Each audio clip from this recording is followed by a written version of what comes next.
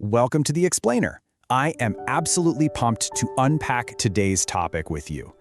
As we go through this today, we're going to fundamentally challenge what modern culture tells us about success, recognition, and really what true greatness actually looks like. We'll be digging into a fascinating ancient text to uncover a totally different paradigm for how to handle victory. So let's get right into it. Think about this for just a second. When everything goes right, like when you absolutely crush a major project, or give that one perfect piece of advice that totally saves the day, or you finally hit that massive goal you've been chasing, who gets the applause? Who actually deserves the credit? It's a quick, punchy question, sure, but our immediate, visceral reaction to it, well, that reveals a whole lot about our fundamental human nature. Which brings us to section 1, the illusion of greatness. It's honestly fascinating to look at how we operate today.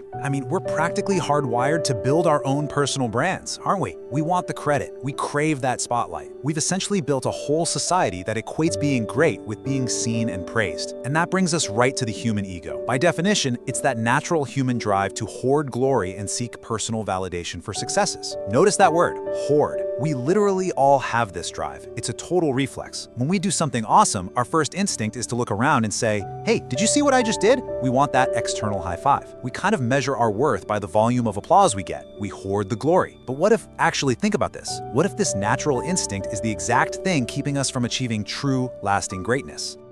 Okay, let's dive into this with Section 2, Raphael reveals his identity. To really wrap our heads around true humility, we're going to look at the ultimate case study, one that flips this whole ego problem completely on its head. We're turning to the ancient biblical text of Tobit, specifically chapter 12, to witness an encounter that just shatters our modern view of success. Let's trace how this builds up.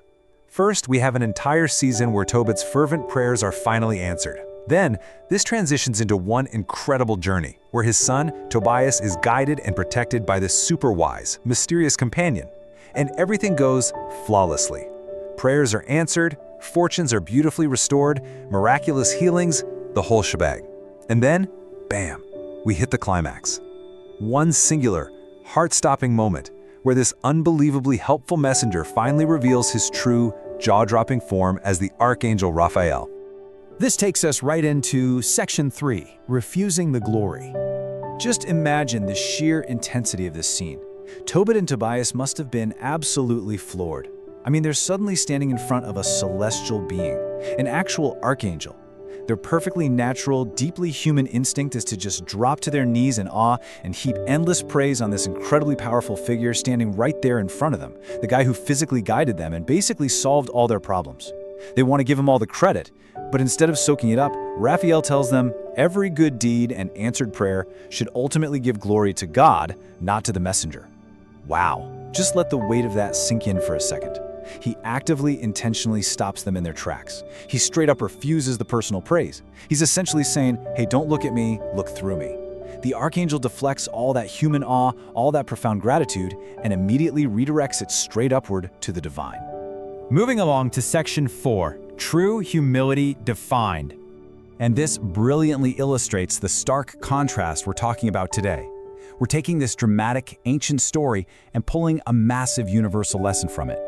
On the one hand, we have the human ego, that constant striving, the seeking of praise, that desperate itch to be the hero of the story. But over on the other hand, we see the archangel's humility, the active, deliberate practice of directing glory away from the self and toward the divine. It's like, the human ego acts like a sponge, right? Trying to soak up every single drop of credit. But true humility? That acts like a mirror, perfectly reflecting the credit back to the ultimate source of all good things. Finally, let's look at Section 5, pointing toward the divine. So the crucial point is, how does this actually apply to you and me? Obviously, we aren't archangels for sure, but we are all messengers in our own unique ways.